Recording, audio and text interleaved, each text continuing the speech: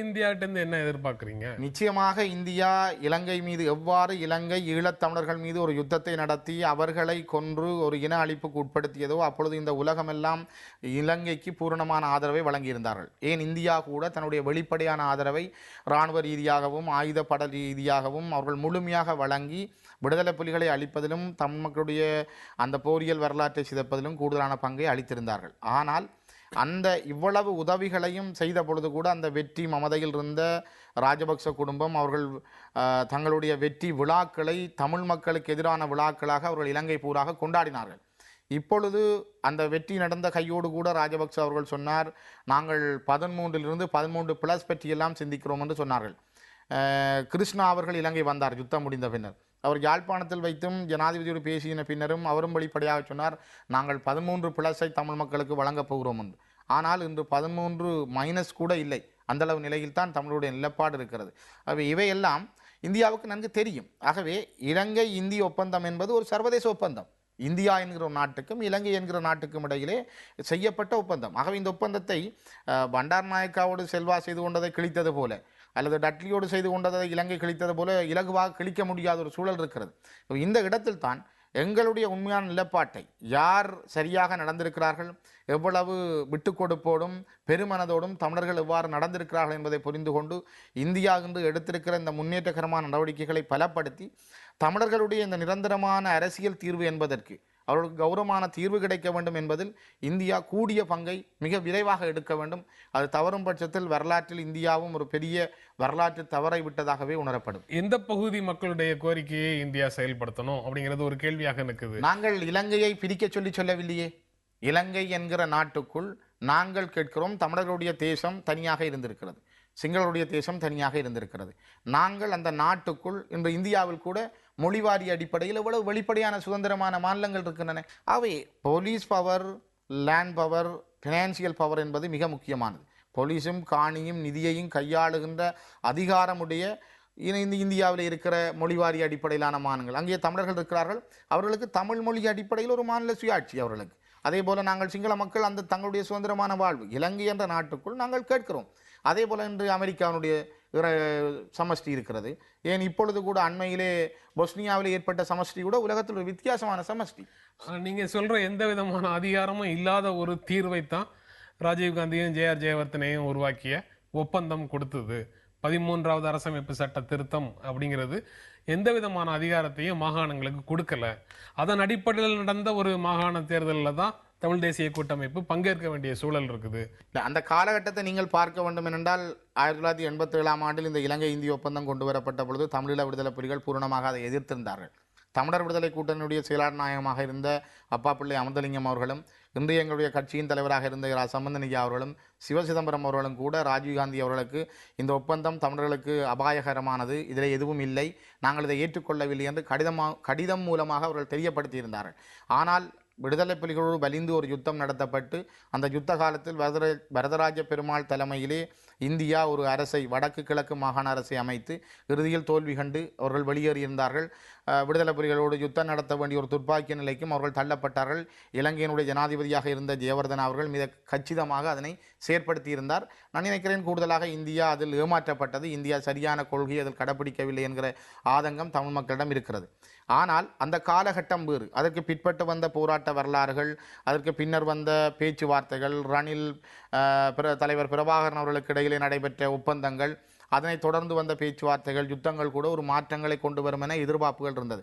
அவையெல்லாம் 2009 ஒரு யுத்த நடவடிக்கையின் மூலம் ஒரு இனம் அளிக்கப்பட்டு ஏதுமற்றவர்களாக நிற்கிற பொழுது இன்று சர்வதேசம் சொல்லுகிறது, இந்தியா சொல்லுகிறது, அமெரிக்கா சொல்லுகிறது, இருப்பதையாவது தக்க வைப்பதற்கு நீங்கள் இந்த தேர்தலிலே போட்டியிடுங்கள் என்று. நாங்கள் விருப்பத்தோடு இந்த தேர்தலிலே போட்டியிடவில்லை. சர்வதேச ஆலோசனைகள், குறிப்பாக அமெரிக்காவினுடைய ஆலோசனை, இந்தியாவினுடைய ஆலோசனை, இவர்களுடைய ஆலோசனையின் பிரகாரம்தான் தமிழ் தேசிய கூட்டமைப்பு இந்த அதிகாரங்கள் இல்லாத மாகாண சபையிலே போட்டியிட்டது. ஏனென்றால் இதுவும் கூட எங்களுடைய நல்லெண்ணத்தை வெளிப்படுத்துதல். தமிழ் மக்கள் ஒரு ஆணையை தந்திருக்கிறார்கள். சர்வதேசத்துக்கு நாங்கள் ஒரு செய்தியை சொல்லுகிறோம். முள்ளிவாய்க்காலிலே கொல்லப்பட்ட 1,40,000க்கும் மேற்பட்ட மக்களுக்கு அவர்களுக்கு ஒரு சர்வதேச விசாரணை தேவை. அதே நேரம் எங்களுடைய செத்துப்போனவர்கள், காணாமல் போனவர்களுக்கு ஒரு விடுதலை வேண்டும். இன்றும் ஜெயிலில் இருப்பவர்கள் விடுதலை செய்யப்பட வேண்டும். இந்த அடிப்படையில் நாங்கள் ஒரு நிரந்தர தீர்வுக்காக ஒரு ஆணையை வழங்குகிறோம் என்பதுதான் இந்த வாக்களிப்பு.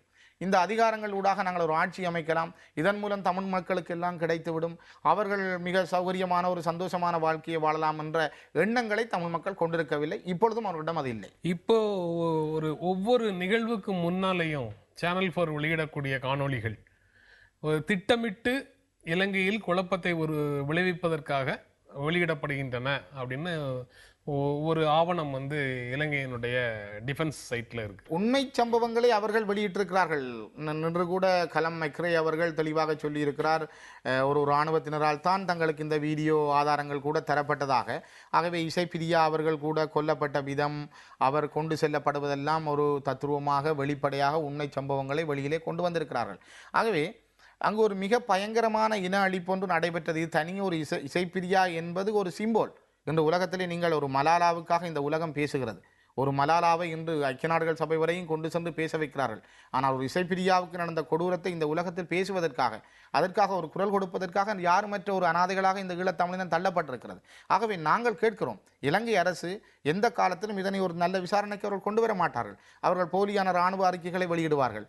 நல்லிணக்க ஆணைக்குழுவுக்கான அறிக்கை என்பதன் கூட அவர்கள் 230 விடயங்களை வெளியே கொண்டு வந்தார்கள். அதிலே கூட ஜனாதிபதியால் நியமிக்கப்பட்ட நீதியரசர்களை கொண்ட அந்த நல்லிணக்க ஆணைக்குழுவிலே அவர்கள் கொண்டு வந்த 230 விடயங்கள் 4 விடயங்கள்: வடக்கு கிழக்கிலிருந்து இராணுவத்தை மீளப்பெற வேண்டும், சிவில் நிர்வாகம் ஏற்படுத்தப்பட வேண்டும், தமிழ் மக்கள் மீது ஒரு யுத்தம் நடந்திருக்கிறது, அதற்கு ஒரு விசாரணை, அங்கு தமிழர்கள் செத்திருக்கிறார்கள், விசாரணை மேற்கொள்ளப்பட வேண்டும் என்கிற முக்கியமான விடயங்களை கூட விசாரிக்கப்பட வேண்டும் என்று அவர்கள் அது குறிப்பிட்டதை இலங்கை அரசு இதுவரை செய்யவில்லை. ஆகவே இலங்கை அரசு தமிழர்கள் மீது ஒரு கண்துடைப்பு நடவடிக்கைகளை மேற்கொள்வார்களே தவிர அவர்கள் ஒரு தீர்க்கமான காத்திரமான நடவடிக்கைகளை எடுக்க மாட்டார்கள். ஆகவே இதற்கு ஒரு சர்வதேச விசாரணை வேண்டும், சர்வதேச தலையீடு வேண்டும். இல்லாமல் போனால் இன்னும் ஒரு 5 வருடங்களில் அல்லது 10 வருடங்களில் ஈழத்தமிழினம் அந்த மண்ணில் வாழ்வதற்கான உரிமையற்று அல்லது நாதியற்ற இனமாக அது அளிக்கப்படுகின்ற சூழல் தான் இருக்கும்.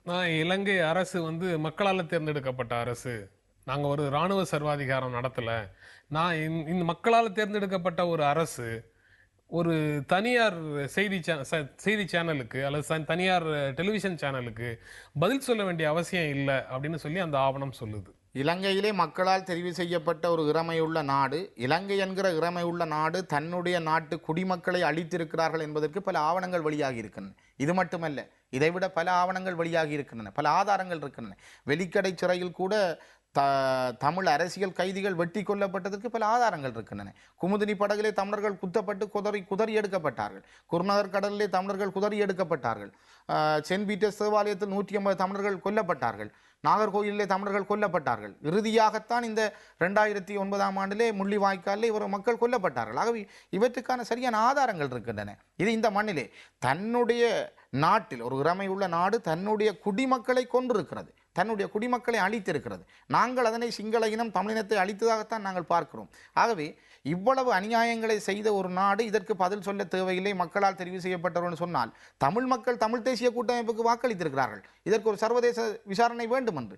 ஆகவே தமிழ் மக்களும் தங்களுடைய ஆணையை தமிழ் தரப்பாக வழங்கி இருக்கிறார்கள், அதனை அவர்கள் ஏற்றுக்கொள்ள வேண்டிய தேவை இருக்கிறது. தமிழ் மக்கள் வாழக்கூடிய பகுதிகளில், வடக்கு கிழக்கு பகுதிகளில் கடந்த 30 ஆண்டு காலமாக தமிழீழ விடுதலை புலிகள் இது போன்ற பல வேலைகளை செய்திருந்தார்கள், அப்போதெல்லாம் நீங்க யாருமே கேட்கவில்லையே அப்படிங்கிற கோரிக்கையையும் அரசு தரப்பிலிருந்து வைக்கிறாங்க. தமிழீழ விடுதலை புலிகள் அப்படி செய்திருந்தால் அந்த காலத்தில் அவை வெளியிலே வந்திருக்கும். தமிழீழ விடுதலை புலிகள் ஒரு விடுதலை போராட்ட இயக்கமாக இருந்தார்களே தவிர அவர்களோட விடுதலைக்காக போராடி இருந்தார்கள். ஆனால் அவர்கள் அங்கிருக்கிற மக்களை கொலை செய்ததாகவோ அல்லது அந்த மக்களை யாரும் கொன்றொழித்ததாகவோ இந்த வரலாற்றிலும் எங்கேயுமே பதியப்பட்டதற்கான எந்த ஆதாரங்களும் இருக்கவில்லை. இதேபோல் ஆதாரங்கள் எதுவும் வெளிவந்திருந்தால் அதை காண்பிக்கலாம்.